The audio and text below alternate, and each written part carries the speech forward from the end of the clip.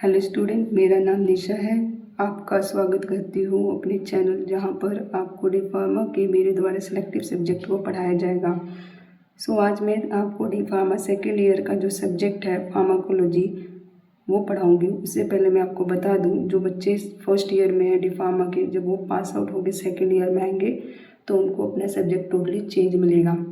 जिनमें जो वो सब्जेक्ट पढ़ेंगे वो है pharmacology, pharmacotherapeutic, biochemistry and clinical pathology, community pharmacy and management, hospital and clinical pharmacy, pharmacy law and ethics. ये टोटल 6 सब्जेक्ट है जिनको उन्हें सेकेंड ईयर में पढ़ना है। जिसमें से जो सब्जेक्ट फर्स्ट है फार्माकोलॉजी, वो आज मैं पढ़ाऊँगी। जो फार्माकोलॉजी का पहला चैप्टर है जनरल फार्माकोलॉजी, उसमें से मैं आपको फार्माकोलॉजी का सबसे पहले इंट्रोडक्शन दूंगी कि फार्माकोलॉजी हम पढ़ते क्यों हैं, फार्माकोलॉजी का मतलब क्या है। ये जो फार्मेसी है जो हम लोग कर रहे हैं, उसमें हम फार्माकोलॉजी सब्जेक्ट क्या रोल प्ले करता है। तो पहले मैं बता दूं, फार्माकोलॉजी जो है ये एक ब्रांच है साइंस की, जो कि मैंने डेफिनेशन लिखा भी है। Pharmacology it is the branch of science that deal with study of drugs and their effect on living organism.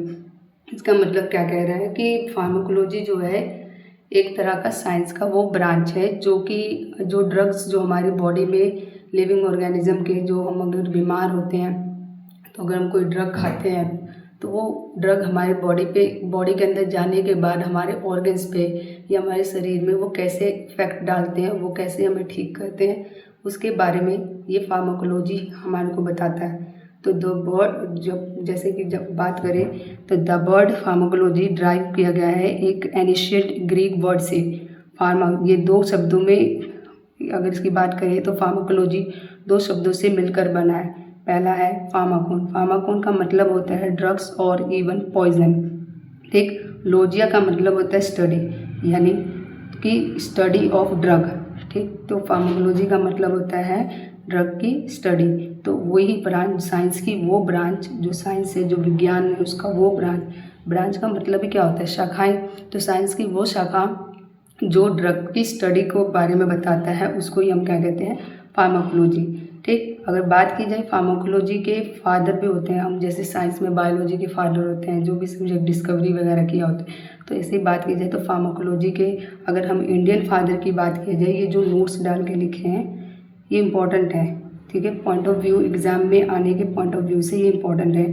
जैसे ये जो है कॉल रामनाथ चोपड़ा, ये recognise the father of Indian pharmacology के नाम से जाने जाते हैं। अगर इंडियन फार्माकोलॉजी की बात की जाए तो हम कॉल रामनाथ चोपड़ा के नाम से, ये इंडियन फार्माकोलॉजी के फादर ऑफ इंडियन फार्माकोलॉजी के नाम से जाने जाते हैं। वैसे जो बात की जाए फादर ऑफ फार्माकोलॉजी से पूछा जाए अगर एग्ज़ाम में, तो हम बोलेंगे रुडोल्फ बुचमैन।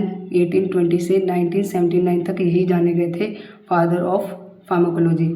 ठीक, और इनके जो स्टूडेंट थे ओसवाल्ड सिमिडवर्क 1838 से 1921 में तक ये फादर ऑफ फार्मेसी जाने गए। भले ही फादर ऑफ फार्मेसी में दोनों का ही नाम आएगा, रुडोल्फ का भी और ओसवाल्ड का भी, क्योंकि ये दोनों अलग अलग फार्माकोलॉजी के फादर हैं। जो रुडोल्फ की बात की जाए तो एक्सपेरिमेंटल फार्माकोलॉजी के फादर हैं, और जो ओसवाल्ड सिमिडवर्क की बात की जाए तो ये मॉडर्न फार्माकोलॉजी के फादर कहलाते हैं।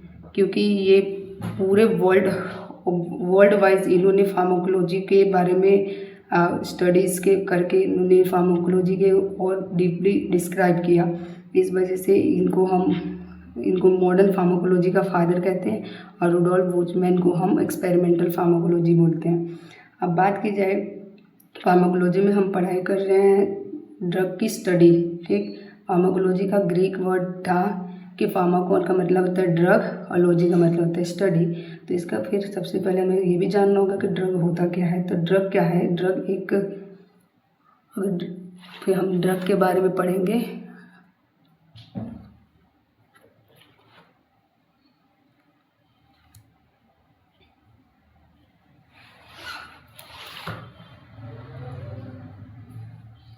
ड्रग क्या है, ड्रग एक केमिकल सब्सटेंस है यूज टू डायग्नोज, प्रिवेंट और ट्रीट डिसीज।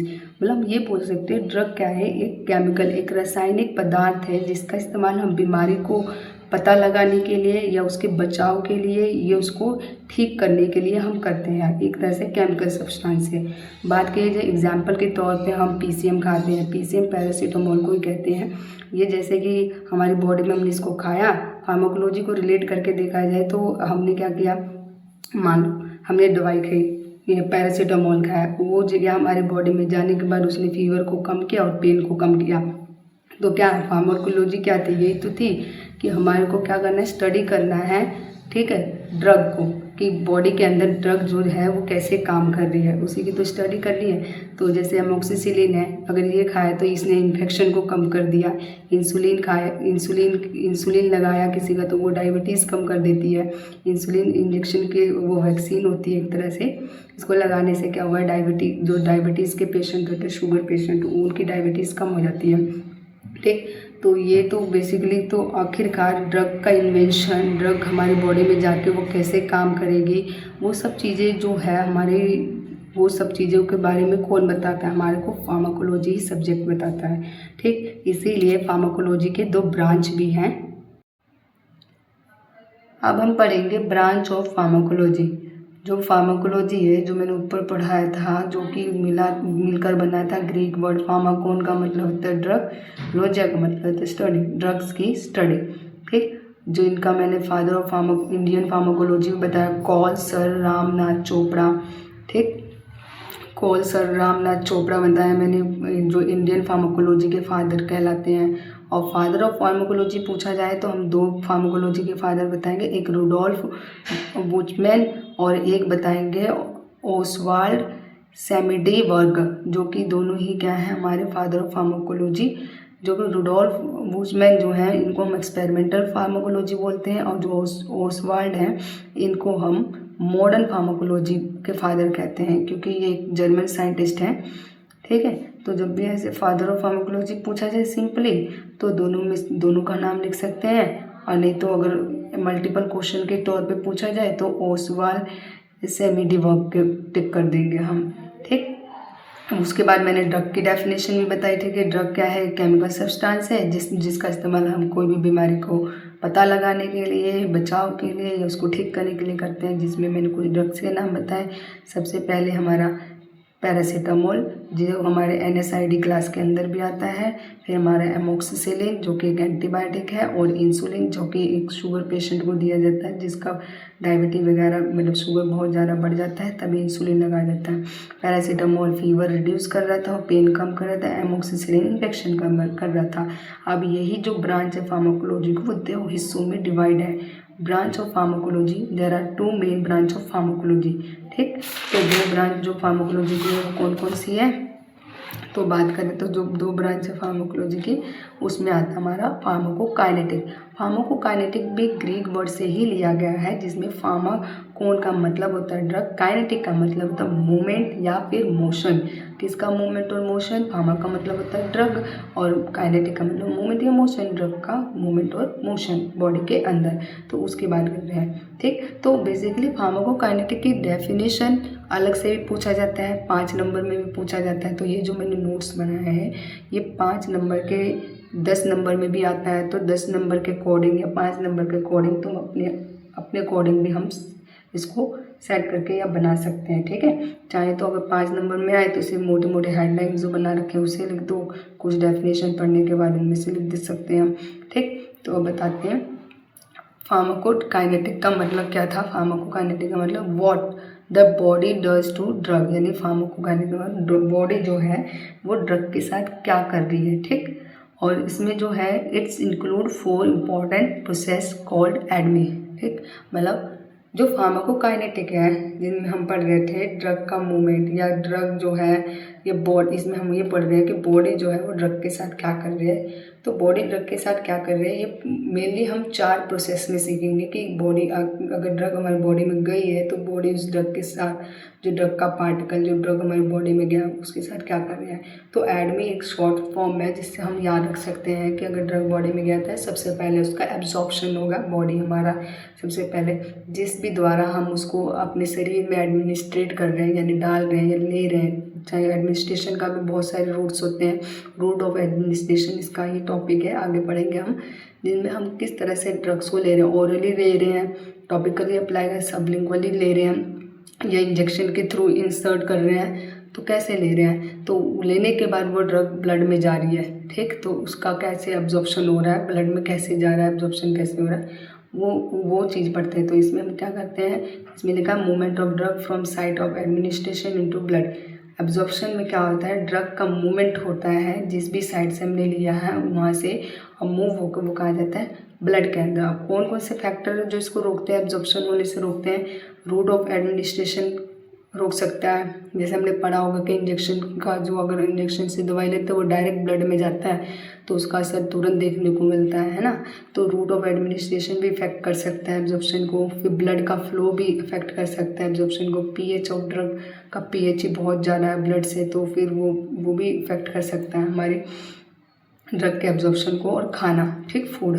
फिर आता है डी, जो एडमी में से जो डी है, डी का मतलब होता है डिस्ट्रीब्यूशन, और डिस्ट्रीब्यूशन में का डेफिनेशन क्या है, movement of drug from blood to tissue. अब यहाँ पे ड्रग पहले लाइन में एब्जॉर्प्शन हुआ, ड्रग जो था वो बॉडी से कहाँ चला गया, हमने ले लिया, लेने के बाद हमारे ब्लड में गया, अब यहाँ ब्लड से टिश्यू में जाएगा, उसको डिस्ट्रीब्यूशन कहते हैं। इसमें कौन कौन से फैक्टर है जो डिस्ट्रीब्यूशन को इफेक्ट करता है, ब्लड का circulation, plasma protein binding, plasma में प्रोटीन्स होते हैं ना, तो हमने फ्लूइक मोसाइक मॉडल के बारे में पढ़ा होगा 12th क्लास में, तो उसमें भी प्रोटीन्स वगैरह पाए जाते हैं, तो उसका प्लाज्मा प्रोटीन बाइंडिंग फैक्टर भी अफेक्ट कर सकते हैं। टिश्यू परमेबिलिटी भी इफेक्ट कर सकते हैं, टिश्यू परमेबिलिटी का भी पता ही है हमें, मतलब कुछ टिश्यूज हमारी बॉडी के ऐसे होते हैं जो सिलेक्टिवली परमेबल होते हैं, मतलब उन्हीं सिलेक्टिव चीज़ों को अंदर भेजते हैं जो ज़रूरत की होती है। अगर उनको ज़रा भी ऐसा लगता है कि ये फॉरेन पार्टिकल्स है कुछ ऐसे, तो उनको अंदर नहीं जाने देते हैं। तो ये चीज़ें हैं जो इफेक्ट करते हैं हमारे डिस्ट्रीब्यूशन को।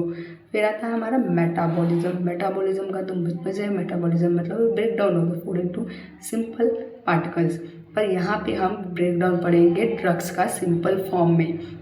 मेन ऑर्गन जो है जो मेटाबॉलिज्म कराता है वो हमारा लीवर, ठीक, बाकी ये जितने भी लिखे हैं, ये ना भी लिखे तो काम चल जाएगा, इसका कोई यहाँ पे ज़्यादा रोल नहीं है, just for information and more knowledge ये मैंने दिया है यहाँ पे, ठीक। तो इसमें जो फैक्टर जो इफेक्ट करते हैं मेटाबॉलिज्म, फैक्टर इफेक्टिंग मेटाबॉलिज्म, उसमें क्या होता है, एज, लीवर का डिसीज, जेनेटिक या दूसरे ड्रग्स हो गए, ठीक। अब यहाँ पे आता है लास्ट पॉइंट, क्या आता है, ई का मतलब होता है एक्सक्रीशन। अब हो गया मेटाबॉलिज्म भी हो गया, उसका एब्जॉर्प्शन भी हो गया, डिस्ट्रीब्यूशन भी होगा, और बॉडी से वो बाहर भी तो निकलेगा काम करने के बाद, अब वो बॉडी में रहेगा तो हार्म करेगा। तो इसी तरह से ये हमारी बॉडी से किन किन द्वारा बाहर निकलेगा, तो सबसे मेन ऑर्गन जो हमारा किडनी है, हमें सबको पता है। फिर इसमें से किडनी के द्वारा कैसे यूरिन के थ्रू बाहर निकलता है, तो इसलिए किडनी लिखा हुआ है। फिर आता है पसीना, हमारा सलाइवा, हमारा लंग्स, हमारा मतलब मिल्क, ठीक है, मिल्क से भी, मिल्क एक्सक्रीशन में से भी वेस्ट बाहर आता है। तो इसमें एग्जाम्पल के तौर पे लिखा गया है, आफ्टर टेकिंग पैरासीटामोल, पैरासीटामोल अगर हम लेते हैं तो it is absorb into blood, वो ब्लड में एब्जॉर्ब होगा, फिर उसका डिस्ट्रीब्यूशन होगा टिश्यू में, फिर उसका मेटाबॉलिज्म, जब वो टिश्यू में चला जाएगा वहाँ पर उसका मेटाबॉलिज्म टिश्यूज़ में डिस्ट्रीब्यूट होगा, मतलब अलग अलग ऑर्गन्स और टिश्यूज़ के पास जाएगा, फिर वहाँ पे उसका मेटाबॉलिज्म जो होगा वो लीवर में होगा, एंड एक्सक्रीशन बाय किडनी पे, वो एक्सक्रीट हो जाएगा किडनी से। फिर इसमें आता है दूसरा ब्रांच जो है हमारा फार्माकोलॉजी का, वो फार्माकोडायनेमिक। फार्माकोडायनेमिक की बात की जाए तो फार्माकोडायनेमिक ग्रीक वर्ड फार्माकोन, जिसका मतलब होता है ड्रग या फिर मेडिसिन, फार्माकोन से ही बना, ये हम लिख भी सकते हैं ताकि थोड़ा अट्रैक्टिव भी दिख सके। ये फार्माकोन का मतलब होता है ड्रग या फिर मेडिसिन। अगर तोड़ के लिखते हैं ना, इसे पता लग जाता है टीचर को कि हमें आता है। डायनेमिक का मतलब क्या होता है, डायनेमिक का मतलब होता है पावर या फोर्स या फिर उसका मोशन, ठीक, तीनों, पावर भी लिख सकते हैं या फिर फोर्स लिख दो, ठीक। जैसे कि study of what a drug does to the body, यानी ड्रग क्या कर रहा है बॉडी के साथ, ये ना ड्रग लिया है, ड्रग गया बॉडी के अंदर, तो उसका सबसे पहले क्या होगा, mechanism of action. Mechanism of action का मतलब होता है वो एक्ट कैसे कर रहा है बॉडी में जाने के बाद। मतलब होता है ना कि हमारे कई बार हमारा सर दर्द हो रहा है, या फिर हमारे पेट में दर्द होता है, या फिर हमारे पैर में दर्द हो रहा है, तो बॉडी जो है वो अपने मैकेनिज्म ऑफ एक्शन मतलब अपना काम कैसे करेगी। हमारी बॉडी में बेसिकली होता क्या है, कुछ रिसेप्टार्स होते हैं, कुछ आयन चैनल्स होते हैं, जो आगे चल के पढ़ेंगे हम कि उसमें रिसेप्टार्स होते हैं, आयन चैनल्स होते हैं, ठीक। तो उनमें जाके ये बाइंड करते हैं जो हमारे ड्रग्स हैं, मतलब जैसे पेट में दर्द हो रहा है तो वहाँ पे पेट के रिसेप्टार्स पाए जाएंगे। हार्ट में, अगर हार्ट में मान लो पेन लगा तो वहाँ पे उसके रिसेप्टार पाए जाएंगे। तो वो किस रिसेप्टार पे बेसिकली जाके बाइंड हो रहा है, वही क्या होगा, उसका मैकेनिज्म ऑफ एक्शन किस तरह से वो एक्ट कर रहा है, ठीक। किस चीज़ पे जाकर अपना काम कर रहा है, कौन से रिसेप्टार से बाइंड होके वो अपना, मतलब जैसे पीसीएम दिया है तो पीसीएम जो होगा उसका अपना रिसेप्टर होगा। तो बुखार बेसिकली फीवर के लिए होगा, तो फीवर का जहाँ भी रिसेप्टार पाया जाएगा वहाँ पे जाके वो बाइंड होगा और अपना असर करना दिखाना शुरू करेगा, ठीक। ये एक तरह से जो होते हैं वही तरह है जैसे चाबी और ताला होता है कि कौन सी चाबी कौन से ताले में फिट होगी, इसी तरह से ड्रग्स होता है, ड्रग कौन से रिसेप्टर पे या कौन से चैनल्स वगैरह पे वो फिट होंगे उस तभी जाके उसका असर, तो वही बोलते हैं उसको mechanism of action of drug. Therapeutic effect मतलब जब वो बाइंड कर दिया का उसका असर। थेरेप्यूटिक का मतलब होता है हीलिंग पावर, किसी भी ड्रग का हीलिंग पावर या फिर उसका असर या ट्रीटमेंट कितनी जल्दी आ रहा है उसका इफेक्ट वगैरह, तो मतलब ड्रग ही तो कर रहा है, उसका ड्रग कैसे मतलब कितनी जल्दी असर किसी के शरीर में किया, उसको बोलते हैं थेरेप्यूटिक इफेक्ट। साइड इफेक्ट, अब ड्रग खाया है तो किसी को सूट कर जाता है तो उसका इफेक्ट जल्दी देखने को मिलता है, वो जल्दी, मतलब थेरेप्यूटिक का मीनिंग होता है हीलिंग पावर। ड्रग की हीलिंग पावर, वो कितनी जल्दी किसी व्यक्ति को, जिस पर्सन ने दवाई ली उसको ठीक कर, उसको बोलते गए थेरेप्यूटिक इफेक्ट, यानी एफिकेसी पावर या efficacy of the drug to heal a patient या person who intake the drug. फिर साइड इफेक्ट की बात की जाए कि कोई बार कहीं क्या होता है, दवाई ली उसको असर होने की जगह उसका साइड इफेक्ट हो गया, तो वो भी होता है। जैसे इसमें एग्जांपल दे दिए, paracetamol lower the fever and relief pen, है ना। अब उसके बाद हम आते हैं फार्माकोलॉजी के, तो ये तो दो मेन ब्रांच हो गया। जब भी एग्जाम में पूछा जाता है फार्माकोलॉजी की ब्रांच कितनी होती है, तो हम लिखेंगे 2 ब्रांच होती है। अगर 5, ये बेसिकली फार्माकोडायनेमिक और फार्माकोकाइनेटिक दोनों ही 5 नंबर के में आते हैं, अलग से क्वेश्चन बन के आते हैं इसके ऊपर। और ये जो बाकी मैं पढ़ा रही हूँ फार्माकोलॉजी के जो सब ब्रांचेज हैं, इतने नहीं पूछे जाते हैं, मतलब इसको ब्रांच के तौर पे फार्माकोलॉजी की नहीं लिखना है, पर एक नॉलेज के तौर पे पता होना चाहिए। कीमोथेरेपी फार्माकोलॉजी की ब्रांच क्या होती है, उसमें टॉक्सियोलॉजी की फार्माकोलॉजी ब्रांच क्या होती है, क्लिनिकल फार्माकोलॉजी की ब्रांच क्या होती है। फिर इधर हमारा जो आता है एक्सपेरिमेंटल फार्माकोलॉजी क्या होती है कि ब्रांच में हम क्या देखते हैं। और लास्ट में आता है फिर हमारा 5th आता है फार्मेसी और न्यूरो फार्माकोलॉजी ब्रांच क्या होती है, और कार्डियक फार्माकोलॉजी क्या होती है। तो सबसे पहले इसमें बात करते हैं कीमोथेरेपी फार्माकोलॉजिकल ब्रांच। तो ये क्या काम करती है, बेसिकली फार्माकोलॉजी का तो पहले ही बताया था मैंने, एक साइंस की ब्रांच होती है जो स्टडी करती है ड्रग्स का, स्टडी ऑफ द ड्रग्स, जो कि हमारी बॉडी के लिविंग ऑर्गेनिज्म पे उसका इफेक्ट स्टडी करती है कि एक ड्रग जो है वो लिविंग ऑर्गेनिज्म के ऊपर कैसे अपना असर दिखाती है। तो इसी में ही और सब ब्रांच बने, जैसे मैंने पहले फार्माकोकाइनेटिक फार्माकोडायनेमिक का तो बता ही दिया था। फार्माकोकाइनेटिक में क्या बताया मैंने कि बॉडी ड्रग के साथ क्या कर रही है, तो उसका एडमी कर रही है, एडमी का मतलब होता है एब्जॉर्प्शन कर रही है, उसका डिस्ट्रीब्यूशन कर रही है, उसका मेटाबॉलिज्म कर रही है और उसका एक्सक्रीशन कर रही है, ठीक। अब फार्माकोडायनेमिक था, उसमें मैंने क्या बताया था कि फार्माकोडायनेमिक में क्या होता है कि ड्रग जो है वो बॉडी के साथ क्या कर रही है, यानी ड्रग का मैकेनिज्म ऑफ एक्शन, मतलब किस रिसेप्टर पे, कौन से आयन चैनल पे, किस पे जाके बाइंड हो रहा है, उसका मेन टारगेट एरिया, मतलब मैकेनिज्म ऑफ एक्शन मतलब ड्रग का टारगेट एरिया कौन सा है बॉडी में जाने के बाद, वो किस रिसेप्टर पे जाके बाइंड करे कि हमारी बॉडी में जो दिक्कत हो रही है वो बंद हो जाए, ठीक। थेरेपेटिक इफेक्ट, अब बाइंड होने के बाद वो कितनी जल्दी अपना असर दिखा रहा है उसको बोलते हैं थेरेपेटिक इफेक्ट। साइड इफेक्ट, कई दवाई उल्टा भी इफेक्ट कर देती है तो उसे हम साइड इफेक्ट बोल देते हैं, ठीक। एग्जाम्पल का दिया ही है। तो फार्माकोलॉजी डिवाइडेड इनटू स्पेशलाइज सब ब्रांच, जिसमें फार्माकोथेरेपी आता है, जिसमें हमारी सबसे पहले आता है सबसे पहले आता है हमारी जो सब ब्रांच है हमारी फार्माकोलॉजी की, उसमें कीमोथेरेपी, ठीक। इसमें क्या होता है, यूज़ ऑफ केमिकल और drugs to destroy micro organisms और पैरासाइट्स और कैंसर सेल्स। मतलब ये तीनों एक से ही बढ़ के जुड़ी हुई है। माइक्रो का मतलब होता है बहुत छोटे, और ऑर्गेनिज्म का मतलब होता है वही लिविंग चीज़ है जो हमारी आंखों से ना दिखाई दे। ऐसे वाले माइक्रो ऑर्गेनिज्म को डिस्ट्रॉय करना, ऐसे केमिकल या ऐसे ड्रग्स जो जो उन चीज़ों को डिस्ट्रॉय कर दे जो बहुत ही छोटे ऑर्गेनिज्म या बैक्टीरिया होते हैं, या पैरासाइट कह लो। पैरासाइट क्या होते हैं, वो ऑर्गेनिज्म होते हैं जो लिविंग चीज़ों से अपना खाना लेते हैं। और कैंसर सेल्स, यानी बेसिकली कीमोथेरेपी फार्माकोलॉजिकल का जो ब्रांच है वो क्या स्टडी करते हैं, उसका इस्तेमाल किया जाता है यूज़ फॉर केमिकल और ड्रग टू डिस्ट्रॉय, यानी यूज़ किया जाता है उन केमिकल या ड्रग्स को इस ब्रांच में जो डिस्ट्रॉय कर दे माइक्रो ऑर्गेनिज्म को या पैरासाइट या कैंसर सेल्स को। इनमें एग्जाम्पल में आ जाता है एंटीबायोटिक। बहुत हायर क्लास के एंटीबायोटिक्स होते हैं जो डॉक्टर्स जो होते हैं वो प्रिस्क्राइब करते हैं कैंसर पेशेंट को ताकि वो ठीक हो जाए। जैसे अमोक्सिसिलिन, पेनिसिलिन, हमारे जैसे जी पेनिसिलिन भी घर के होता है। ये सब ऐसे एंटीबायोटिक्स हैं जिनका हम कीमोथेरेपी वगैरह में भी यूज़ करते हैं, डॉक्टर्स देते हैं या यूज़ करते हैं कैंसर सेल्स को किल करने के लिए। एंटीबायोटिक फॉर इन्फेक्शन और एंटी कैंसर ड्रग्स होती है फॉर कैंसर ट्रीटमेंट में इनका इस्तेमाल किया जाता है। ठीक, तो ये बहुत इजी लैंग्वेज की डेफिनेशन है, इजीली याद हो जाएगा। यूज़ फॉर केमिकल और ड्रग्स टू डिस्ट्रॉय, कीमोथेरेपी का इस्तेमाल करते हैं हम केमिकल्स या ड्रग्स के लिए जो उन केमिकल और ड्रग्स को बनाने के लिए जो डिस्ट्रॉय कर दे माइक्रो ऑर्गेनिजम्स या पैरासाइट और कैंसर सेल्स को, जिसमें हमारे एंटीबायोटिक, इन्फेक्शन वगैरह या एंटी कैंसर ड्रग्स आ जाते हैं।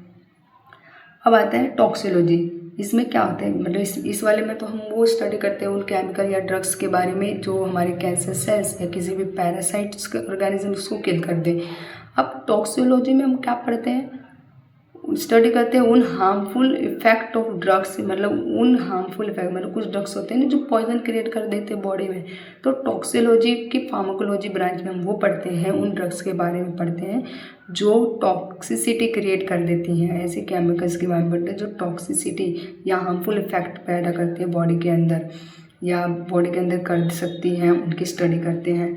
Poisoning due to excessive drug intake, जैसे हम बहुत ज़्यादा अगर हम ड्रग ले लेते हैं, मान लो इस वाले स्टडी में क्या बताया जाता है, अगर हम कोई व्यक्ति बहुत ज़्यादा ड्रग कंज्यूम कर लेता है तो उसका क्या साइड इफ़ेक्ट होगा, उसका क्या असर होगा, तो उसके बारे में जो पढ़ाई होती है वो टॉक्सिकोलॉजी के अंदर होती है ना। कोई लोग बहुत ज़्यादा ड्रग खा लिया है तो साइड इफ़ेक्ट कर दिया, बिल्कुल मतलब मरने के कगार पे होता है। मैंने पहले ही बताया हर जो फार्माकोडायनेमिक में बताया था कि mechanism of action of drug कि यानी ड्रग जो है वो किस पर्टिकुलर साइड पे जाके बाइंड करेगी अपना से देख। अब हम मल्टीपल ड्रग्स ले लेंगे तो कॉस्ट टॉक्सिसिटी जो क्रिएट होगा ही, है ना। तो अब आता है हमारे थर्ड जो ब्रांच है हमारी फार्माकोलॉजी की, क्लिनिकल फार्माकोलॉजी। इसमें होता है study of drugs in a human being, यानी इसमें हम पढ़ते क्लिनिकल का मतलब क्या होता है, क्लिनिक पे जाते हैं, क्लिनिक पर पेशेंट वगैरह जाते हैं तो वहाँ पे डॉक्टर उनकी डायग्नोस करके उनकी डिसीज़ वगैरह को उनको ड्रग प्रिस्क्राइब करते हैं। तो उसी क्लिनिक पे जाने से पहले मतलब स्टडी होते हैं उन ड्रग्स की, इन मतलब जाने से पहले नहीं, इनमें डायरेक्टली हम क्या करते हैं ड्रग्स का यूज़ करते हैं ह्यूमन बींग्स को देख के, मतलब ह्यूमन बींग की बॉडीज़ पे direct study of drug in human being के में हम ड्रग्स की स्टडी करते हैं कि अगर हमने कोई ड्रग मान लो पैरासीटामोल का ही इन्वेंशन किया तो अब वो बाहर क्लिनिक पे जाने के लायक बनी है कि नहीं, ह्यूमन बॉडी के कोई इफेक्ट गलत इफेक्ट तो नहीं है उसका, तो वो ट्रायल के लिए भेजना। ठीक, तो study of drug in human beings उसको मतलब स्टडी करना। अब ड्रग को पहले तो हालांकि पहले टेस्टिंग होके आती है एनिमल बॉडीज़ वगैरह पे हम टेस्टिंग करते हैं, तो वहाँ पे टेस्टिंग करने के बाद अब वो अगर एनिमल्स पे कोई इफेक्ट नहीं करते तो देन उसको हम मार्केट में लॉन्च करते हैं। तो वो सबसे पहले मार्केट में लॉन्च होने से पहले वो क्लिनिक पे ही जाती है ना, तो इसमें स्टडी उसमें फिर उसके बाद क्या देखा जाता है, जब डॉक्टर उस पैरासीटामोल को प्रिस्क्राइब किया किसी पेशेंट को तब वो उसको कहेगा 5 दिन खा के देखो, फिर आगे बताना आप कैसा रिजल्ट मिला कैसा नहीं। तो फिर उसमें हम बेसिकली क्या कर रहे हैं, हम ट्रायल ही तो कर रहे हैं ह्यूमन बॉडी के ऊपर कि वो ड्रग कैसे इफेक्ट, ड्रग जो है वो सेफ़ है कि नहीं, उसके लिए एफिकेसी है कि नहीं ड्रग की ह्यूमन बॉडी के लिए, है ना। तो उसमें हम ड्रग की सेफ्टी, ड्रग एफिकेसी और क्लिनिकल ट्रायल के बारे में पढ़ लेते हैं बस, उसके बारे में। फिर आता है हमारा एक्सपेरिमेंटल फार्माकोलॉजी। इसमें हम क्या कहते हैं, स्टडी ऑफ ड्रग। मैंने पहले बताया फादर ऑफ एक्सपेरिमेंटल फार्माकोलॉजी के बारे में बताया था और मॉडर्न फार्माकोलॉजी के बारे। तो ये वही है एक्सपेरिमेंटल फार्माकोलॉजी। इसकी जो शुरुआत की थी उसका मैंने बताया था, वो उनके फादर जो थे उनका जो नाम था रुडोल्फ था, है ना, रुडोल्फ थे। फिर बाद में उनके जो स्टूडेंट थे ओसवाल्ड, उन्होंने मॉडर्न फार्माकोलॉजी को पेश किया था, है ना। तो इसमें एक्सपेरिमेंटल फार्माकोलॉजी में जो बेसिकली क्या पढ़ते हैं, स्टडी करते हैं ड्रग्स की, किस पे, एक्सपेरिमेंट का मतलब क्या है, एक्सपेरिमेंट करना किसी चीज़ को, मतलब ड्रग्स का एक्सपेरिमेंट करा जाता है एनिमल की बॉडीज़ पे, ठीक, बिफोर यूज इन ह्यूमन की बॉडी पे यूज़ करने से पहले, जो मैंने क्लिनिकल फार्माकोलॉजी में पहले ही बता दिया। पर्पस क्या है और देने का क्या पर्पस है, मतलब एनिमल की बॉडी पे स्टडी करना ड्रग का, उसका मेन पर्पस क्या है कि ताकि ये निश्चित किया जा सके कि ड्रग सेफ्टी है कि नहीं, ड्रग की सेफ्टी है कि नहीं, ड्रग सेफ है कि नहीं, दूसरा कितना इफेक्टिवनेस उस ड्रग की, ये निश्चित किया जा सके, है ना। तो ये तो हो गया हमारे एक्सपेरिमेंटल फार्माकोलॉजी का। अब दूसरा आता है जो फार्मेसी। फार्मेसी में क्या होता है कि बेसिकली फार्मेसी भी एक फार्माकोलॉजी की ब्रांच है, मान सकते हैं हम। पर फार्मेसी जो है इसमें बेसिकली क्या पढ़ा जाता है, preparation, compounding, dispensing and proper use of medicine. यानी प्रिपरेशन मतलब ड्रग को प्रिपेयर करना, उसको बनाना है, जो हम ड्रग खा रहे हैं उसको डिज़ाइन करना, उसको फॉर्मुलेट करना, ठीक है। और वो किस में आता है, फार्मेसी के अंदर आता है। उसका कंपाउंडिंग मतलब दो इफेक्टिव ड्रग्स को मिला के एक नया कंपाउंड बनाना, दो इफेक्टिव ड्रग्स को मिलाने के बाद एक जो नया कंपाउंड बनाना, तो उसको उस प्रोसेस को हमने कंपाउंडिंग कर दिया। फिर डिस्पेंसिंग है, वो बन गया तो उसको डिस्पेंस करना, मतलब पेशेंट वगैरह को देना। तो ये क्या किसके अंदर आ गया, डिस्पेंसिंग के अंदर, और उसका प्रॉपर इस्तेमाल करना मेडिसिन का, ये भी फार्मेसी में ही बताया जाता है। फिर आता है न्यूरोफार्माकोलॉजी। न्यूरोफार्माकोलॉजी भी तो कुछ नहीं है, न्यूरो मतलब होता है, न्यूरो का मतलब पता है हमारे को, नर्वस सिस्टम की बात की, फार्माकोलॉजी बता ही दिया था कि स्टडी होती है ड्रग्स की। तो नर्वस सिस्टम पे ड्रग्स की स्टडी के बारे में हम इसमें बात करते हैं न्यूरोफार्माकोलॉजी ब्रांच में। Is the branch of the pharmacology that studies the effect of drugs. मतलब ये भी ब्रांच है फार्माकोलॉजी की जिसमें हम स्टडी करते हैं effect of drugs on nervous system, जैसे कि ब्रेन हो गया, स्पाइनल कॉर्ड हो गया, नर्व हो गया, इनमें कोई इफेक्ट वगैरह अगर ड्रग ली है तो उसका क्या असर आता है, ठीक। तो इसके ऊपर करते हैं। इसमें बेसिकली जो हम स्टडी करते हैं इनकी करते हैं कि ब्रेन पे, स्पाइनल कॉर्ड पे और नर्व पे क्या इफेक्ट पड़ा है। जैसे अगर किसी को कोई दिक्कत है, इसमें हम इस न्यूरोलॉजिकल फार्माकोलॉजी का इस्तेमाल हम उन पेशेंट को ठीक करने के लिए भी करते हैं जो मेंटली थोड़ा डिस्टर्ब रहते हैं, ठीक है, जो जिनको बहुत ज़्यादा मतलब उनके मूड वगैरह को देख के उनके ट्रीटमेंट वगैरह, उनका मूड कैसा है कैसा नहीं, उनकी मेमोरी पावर वीक है या कुछ ऐसे कुछ सिम्टम्स वगैरह या कुछ मेंटल प्रॉब्लम अगर किसी को होती है तो उस चीज़ को ठीक करने के लिए जो ड्रग की स्टडी की जाती है उनका उसको बोलते हैं न्यूरो फार्माकोलॉजी, ठीक। इसमें सबसे पहले एग्जांपल में डायज़ेपाम, ये वो ड्रग है अगर किसी को एंजाइटी, घबराहट वगैरह या किसी को सीजर वगैरह आ रहे हैं तो उन सब चीज़ों को ठीक करने के लिए हम डायज़ेपाम नाम का जो ड्रग है वो दे सकते हैं। अब इसको हम फेनेटोइन बोलते हैं। एपिलेप्सी वगैरह जो आती है, जो एपिलेप्सी वाली डिसीज़ होती है उसमें दे सकते हैं। और हमारे लीवोडोपा हमारे पार्किंसन डिसीज़ जो है उसको ठीक करने के लिए दिया जाता है।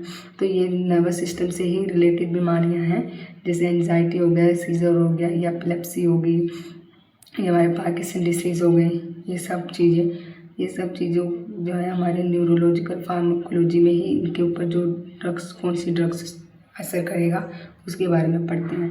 फिर आता है हमारा कार्डियोवास्कुलर फार्माकोलॉजी।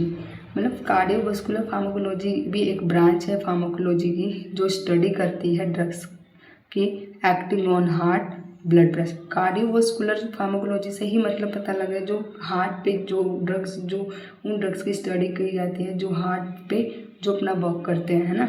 तो इसमें क्या होता है, हम उन्हीं ड्रग्स की स्टडी करते हैं जो एक्ट करते हैं हार्ट पे और या ब्लड प्रेशर पे, जिसमें हम क्या देखते हैं, कैसे स्टडी करते हैं कि ड्रग जो है अफेक्टिंग हार्ट फंक्शन की, जो ड्रग है वो कैसे अफेक्ट कर रहा है हार्ट के फंक्शन को, ड्रग जो है वो ब्लड प्रेशर को कैसे अफेक्ट कर रहा है। ट्रीटमेंट ऑफ हार्ट और सर्कुलेटरी डिसीज़, अगर किसी को हार्ट से रिलेटेड बीमारी है तो उसको ठीक करना, और सर्कुलेटरी डिसीज़ सर्कुलेशन वगैरह में कोई प्रॉब्लम है तो ऐसी बीमारियों को ठीक करने के लिए जो ड्रग्स वगैरह की स्टडी की जाती है वो कार्डियोवास्कुलर फार्माकोलॉजी में की जाती है। मतलब ये ब्रांच है जिनमें अलग अलग बीमारियों पे ड्रग की स्टडी की जाती है कि जैसे न्यूरोलॉजिकल फार्माकोलॉजी में हम नर्वस सिस्टम से रिलेटेड जितनी भी ड्रग्स हैं उनके बारे में, कार्डियोवास्कुलर में हम हार्ट से रिलेटेड जितनी भी डिसीज़ वगैरह हैं या जो ड्रग्स उस पर काम करेंगे उसके बारे में पढ़ते हैं। तो इतना ज़्यादा ना भी लिखेंगे तो चल जाएगा। बेसिकली इसके दो ही ब्रांच होते हैं, फार्माकोकाइनेटिक, फार्माकोडायनामिक। बाकी आप इनके जो सब ब्रांच है फार्माकोलॉजी की उसमें जो ब्लैक वाले हेडिंग उतना भी लिख देंगे तो काम चल जाएगा। फिर आता है डिसीज़ ट्रीटमेंट, मतलब जो हमारे कार्डियोवास्कुलर है उसमें देखिए लिया हार्ट से रिलेटेड डिसीज़ वगैरह तो उसे ठीक किया जाता है। जिसमें मैं ड्रग बता दूँ तो एम्लोडिपिन हो गई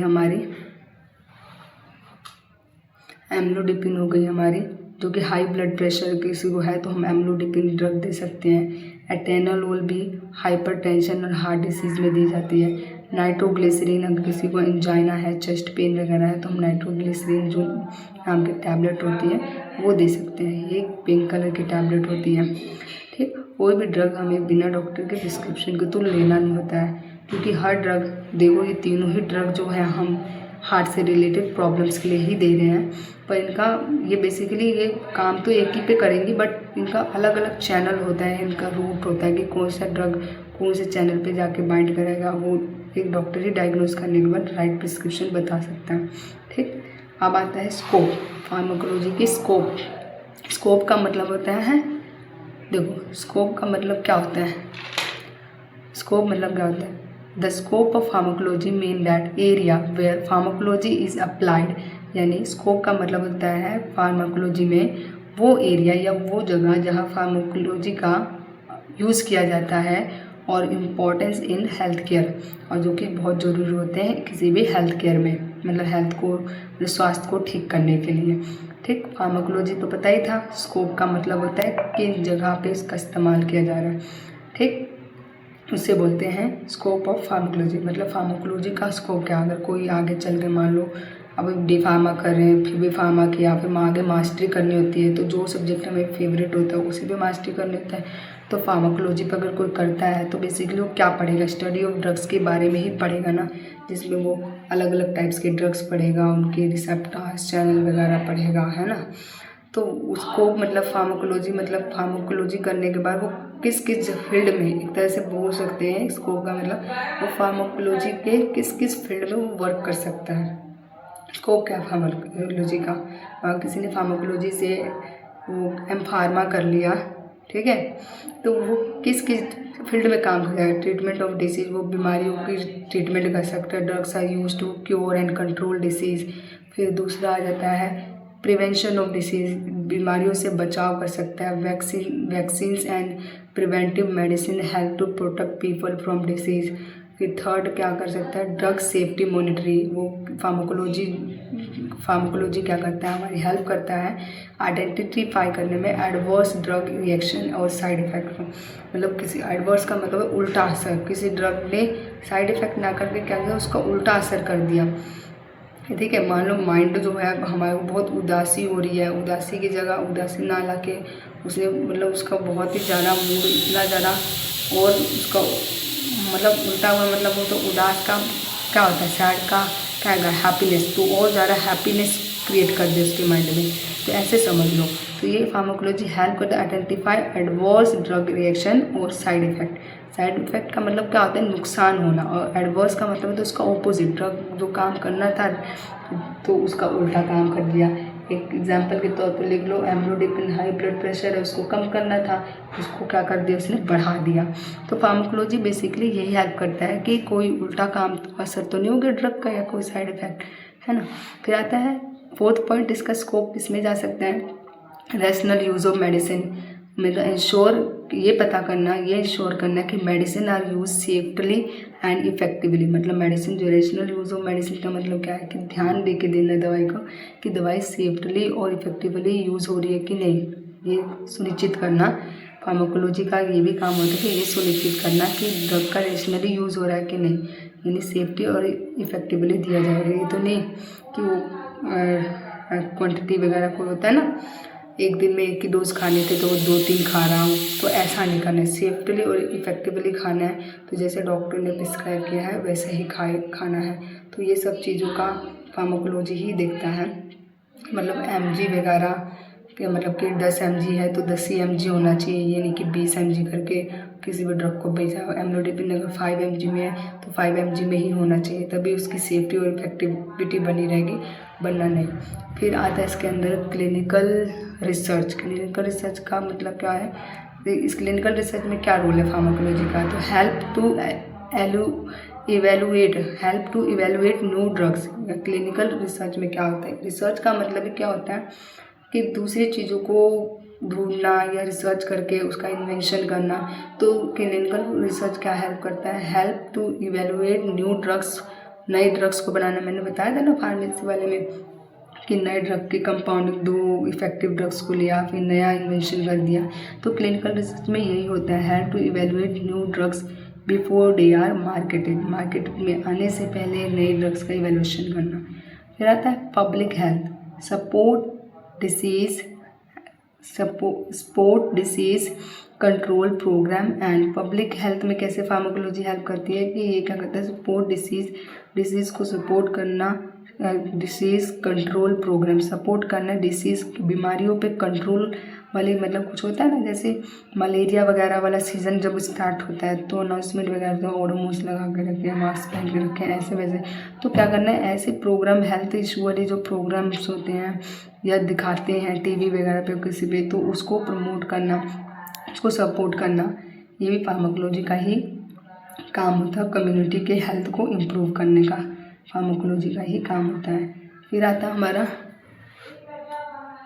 educational and research, provides knowledge for doctors and pharmacist and nurse and researcher. इन लोगों को एजुकेशन रिसर्च के फील्ड में भी फार्माकोलॉजी का बहुत ही इंपॉर्टेंट रोल होता है। ये देखो डॉक्टर को भी नॉलेज दे रहा है, फार्मासिस्ट को भी, नर्स को भी और रिसर्चर्स को भी। फिर एजुकेशन रिसर्च के फील्ड में भी इसका बहुत बड़ा रोल है। फिर ड्रग डेवलपमेंट नए ड्रग को बनाना, new medicine are discovered and tested through pharmacological research के द्वारा ही पॉसिबल होता है। नए ड्रग को बनाने का पॉसिबिलिटी यही करता है। फिर हमारा अब हम लास्ट पेज है हमारा,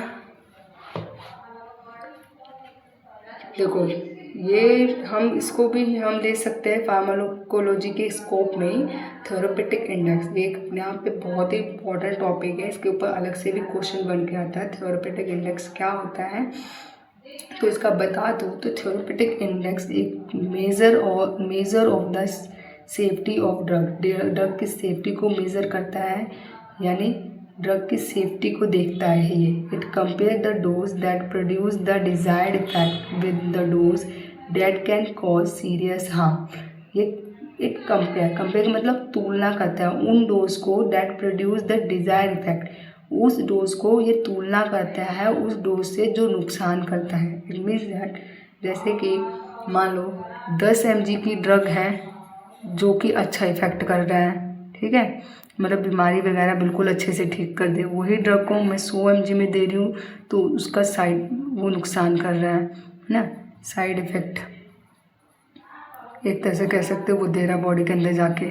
तो ये वही बोल रहे हैं, it compare the dose that produce the desire effect. ये हम कंपेयर करें तो ये डिजायर इफेक्ट हमारी बॉडी में ये अच्छा इफेक्ट कर रहा है, इसको ले 10 mg के टैबलेट एम्लोडिपिन लेते ही मेरी बीमारी बीपी ब्लड प्रेशर जो डाउन हो गया, कम हो गया, और 100 का लेते ही वो मेरे लिए घातक हो गया, तो हार्मफुल हो गया, है ना। तो उससे कंपेयर करना है 10 mg को 100 mg के एमलोडोपिन से कंपेयर करना है। इसमें हम थेरेपेटिक इफेक्ट इंडेक्स में ही सीखते हैं कि मतलब इसमें कि ड्रग कितना सेफ़ है या नहीं है, कितनी mg की ड्रग जो है वो सेफ़ है, कितनी mg की ड्रग नहीं सेफ़ है, उस चीज़ की स्टडी हम थेरेपेटिक इंडेक्स में ही करते हैं। इसमें जो थेरेपेटिक इंडेक्स है वो डायरेक्टली प्रोपोर्शनल होता है LD50 और इन्वर्सली प्रोपोर्शनल होता है ED50, ठीक। जिसमें हम बात करें सिंपल मीनिंग, और drugs should cure the disease without causing serious harm. वो ड्रग जो ठीक कर देते हैं बीमारी को बिना नुकसान पहुंचाए, ठीक।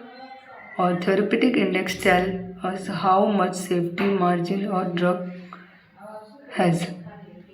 एग्जाम्पल, इफेक्टिव डोज क्या है और डेंजरस डोज क्या है। इफेक्टिव डोज 10 mg है, डेंजरस डोज 100 mg है। तो there is a large difference between two dose, मतलब यहाँ पे दोनों डोज में क्या हुआ, अंतर बहुत ज़्यादा का हो गया। सो ड्रग्स इज रिलेटिवली सेफर, तो हमारा ड्रग जो होगा वो ज़्यादा सेफ, क्योंकि 10 mg से जो 10 mg का एमलोडिपिन है जो 100 mg का है, तो आसानी से पता लग गया ना, ये जल्दी मतलब इसने अच्छा इफेक्ट दिया। 5 mg के खाते ही बिल्कुल मेरे बीपी जैसे होता है ह्यूमन हार्ट बीपी का, नॉर्मल बीपी उतना हो गया, और 100 mg खाते ही वो बहुत ज़्यादा बढ़ गया।